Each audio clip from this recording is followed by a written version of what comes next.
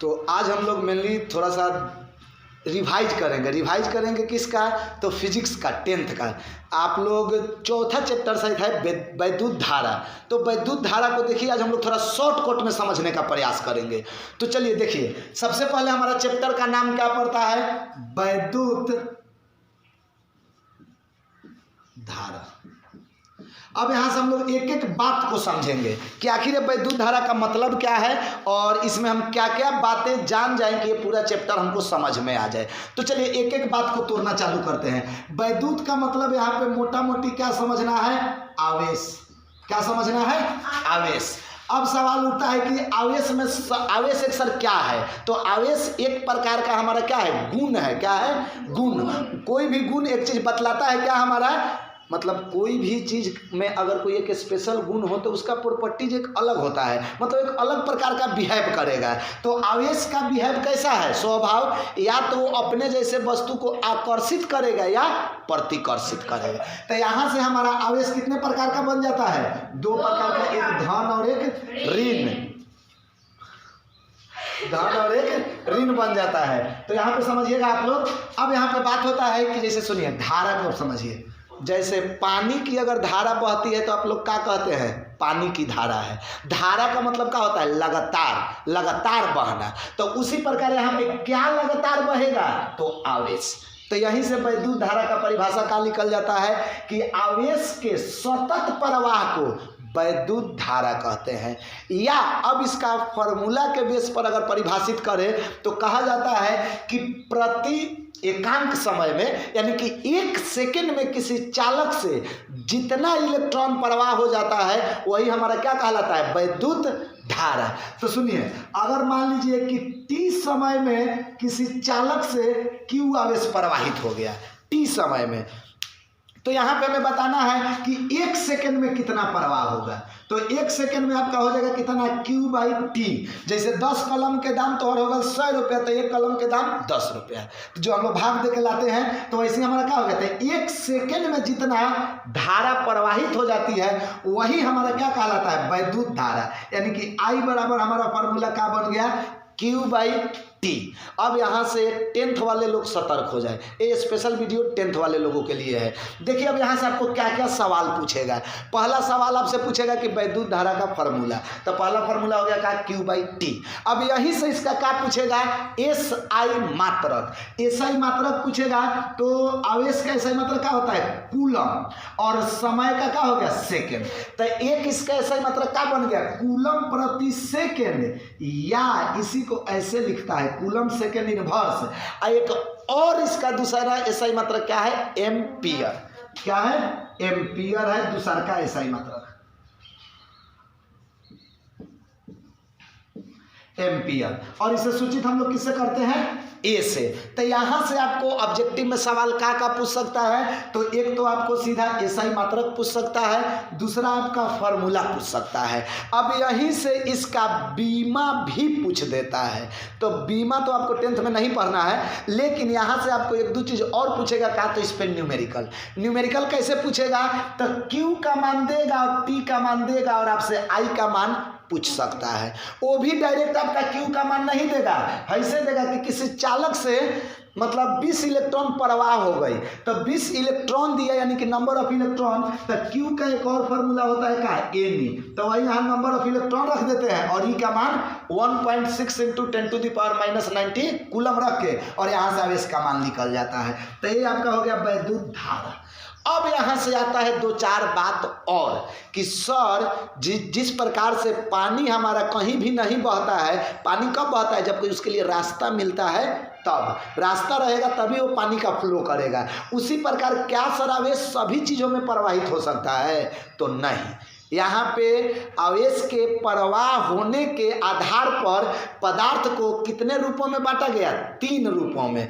3 रूप कौन कौन, तो एगो बनता है हमारा का कंडक्टर, अंग्रेजी में इसको हम लोग सुचालक बोलते हैं। दूसरा का हमारा का बनता है इंसुलेटर, जो हमारा कुचालक होता है। और तीसरा हमारा होता है सेमीकंडक्टर, अर्धचालक। यानी कि जो हमारा तांबा का तार हो गया वो हमारा क्या बन गया, सुचालक। यानी कि जिससे विद्युत धारा आसानी से प्रवाह हो जाए वो हमारा हमारा क्या कहलाएगा, सुचालक। तो जैसे हमारा कोई मान लीजिए तार है, इस तार से अगर करंट फ्लो कर जा रहा है, नहीं तो आपको वीडियो में भी इमेज दिख जाएगा कि किस प्रकार से, तो अगर इस तार से विद्युत धारा प्रवाहित हो जा रहा है तो ये हमारा क्या बन गया, चालक। और जिससे विद्युत धारा प्रवाहित नहीं हो वो क्या बनेगा, कुचालक। उसके बाद और जिससे पार तो हो लेकिन आधा अधूरा हो, पूरा पूरी करंट फ्लो नहीं हो, तो उसे हम लोग क्या कहते हैं, अर्धचालक। तो यहाँ से आपको पदार्थ को कितने भागों में बांटा गया, आवेश के प्रवाह के आधार पर 3 प्रकार में। कौन कौन, तो चालक, कुचालक, अर्धचालक। अब यहाँ से आगे जाइएगा तो एक बात और आपको जानना पड़ेगा, वो क्या है आपका विभव, वोल्टेज। वोल्टेज हमारा क्या होता है, सुनिए।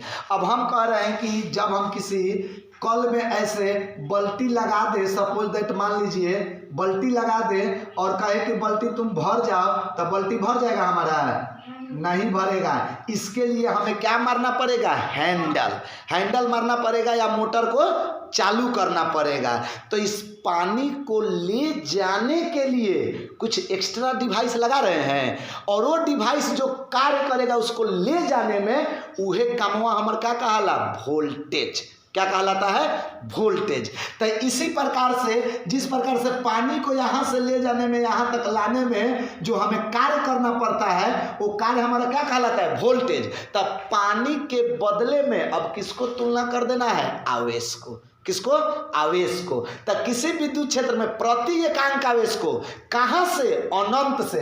कल में पानी कहाँ से आता है, अनंत से। अनंत के मतलब का कि जहाँ हमें पता नहीं है, अनंत जहाँ के कोनो गिनती नहीं है, वहाँ पे हम जानबे नहीं तो करते हैं। तो यहाँ से पानी हमारा जाता है तो ले जाने में कार्य करना पड़ता है। तो उसी प्रकार से आपको किसी विद्युत क्षेत्र में, जैसे मान लीजिए कि हमारा विद्युत क्षेत्र है, इसको अनंत बिंदु से, कहाँ से, इन्फिनिटिव से, अनंत बिंदु से ले जाने में कितना आवेश को, धन एकांक आवेश को, एकांक आवेश को ले जाने में जितना कार्य करना पड़ेगा वही इसका क्या कहलाता है, हमारा विभव कहलाता है। क्या कहलाता है, विभव। अब सुनिए, तो यहाँ पे अगर ला दिए तो ये V1 विभव हो गया, फिर यहाँ से ले गए तो V2 तक।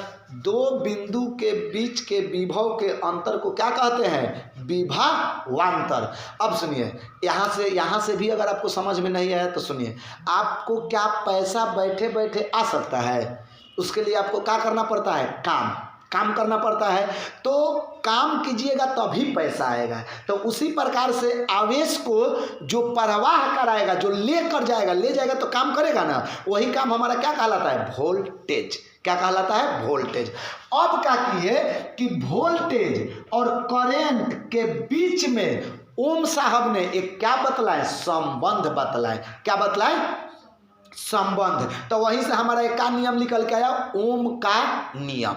अब ओम का नियम क्या कहता है तो सुनिए, ओम का नियम कहता है कि अगर कोनो तार के ताप में परिवर्तन नहीं किया जाए, मतलब टेम्परेचर नहीं बढ़े, पहले सतर्कता जानिए तब नियम लगाइए। तो ओम साहब क्या कहे थे कि यदि किसी चालक के तार के ताप में परिवर्तन नहीं किया जाए तो इसमें प्रवाहित विद्युत धारा इनके दोनों विभवांतर के सिरे के क्या होते हैं, समानुपाती। अब इतना नहीं समझला तो सुना, हमार कहना बा कि जितने जोर से हंडिल मरब उतने ज्यादा पानी फेंकी कि कम, ज्यादा फेंकी। आ ओकरे मतलब धीरे से ना हंडिल मरब तो पानी भी धीरे फेंकी। एकर मतलब ओम साहब के कहने का मतलब था ना कि जितना आप विभवांतर बढ़ाइएगा, वोल्टेज बढ़ाइएगा, उतना ही करंट आपका क्या होगा, बढ़ेगा। तो आप देखते ना ये लोग कहला कि वोल्टेज बढ़ गए जब बॉल तेज हो जाता है तो इसका मतलब क्या कि वोल्टेज बढ़ गया, मतलब क्या करंट भी बढ़ गया। तो ओम साहब का यही कहना था कि यदि किसी चालक के ताप में परिवर्तन नहीं किया जाए तो उसमें प्रवाहित विद्युत धारा उन दोनों सिरों के बीच के विभवांतर के क्या होते हैं, समानुपाती। तो यही जन से हमारा फार्मूला लग जाला। अब जन क्या होता है कि समानुपाती हटता है तो क्या लग जाता है, बराबर। और बराबर में क्या जाता है, R × I। तो जन से V बराबर हमारा पहला फार्मूला क्या निकल के आया, IR या RI। V यहाँ पे क्या बना, तब वोल्टेज। क्या बना, वोल्टेज। R का बना तो रेजिस्टेंस, I का बना तो करंट। हिंदी में बोले तो ये बना हमारा विभवांतर, ये बना प्रतिरोध और ये बना हमारा करंट। और प्रतिरोध यहाँ पे क्या है, नियतांक है। तो ये फॉर्मूला पूछ के आपको ऑब्जेक्टिव आ सकता है यहाँ से। अब यहीं से आपका 2 फार्मूला का और निर्माण होता है। वो 2 फार्मूला कौन कौन सा सुनिए। तो यहाँ पे V बराबर क्या आया था, IR। अब यहाँ पे आप सिंपली आर बराबर भी निकाल सकते हैं। तो आर बराबर क्या बनेगा, V बटा आई। ये भी आपको फॉर्मूला पूछ देगा कि प्रतिरोध का फॉर्मूला क्या होता है V और I के टर्म में, तो क्या बन गया, V बटा आई। यहीं से एक और फॉर्मूला आता है, वो सुनिए कौन सा। अगर हमको केवल I बराबर निकालना हो तो क्या बन जाएगा, V बटा आर।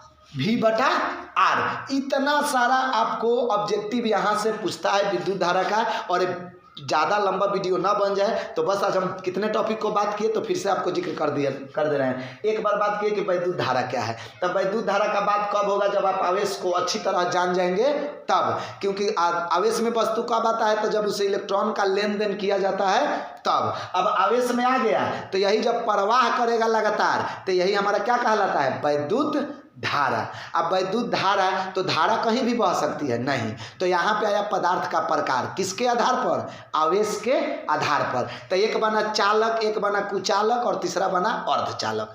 अब वहाँ से फिर हम लोग सोचे कहा कि कोई भी चीज़ ऐसा ही प्रवाह नहीं होता है, उसके लिए क्या करना पड़ता है, काम करना पड़ता है। तो उसी आवेश को ले जाने में अनंत से जितना काम करना पड़ा बाह्य बल को, वही हमारा क्या कहलाया, विभवांतर। और विभवांतर और आई के बीच में संबंध किसने बताए थे पहली बार, तो ओम साहब ने बताए थे। क्या बताए, तब भी समानुपाती क्या होता है, आई।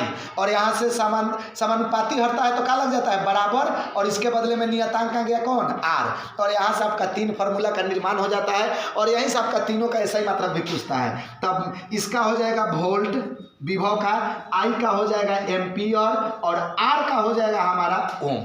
तो तीनों ऐसा ही मात्रा का आप याद रखेंगे तो यहाँ से भी आपका ऑब्जेक्टिव बन गया। और ऐसे ही वीडियो आपको मिलते रहेगा। और आप लोग चैनल को सब्सक्राइब कीजिए और अपने दोस्तों को शेयर कीजिए। चलिए।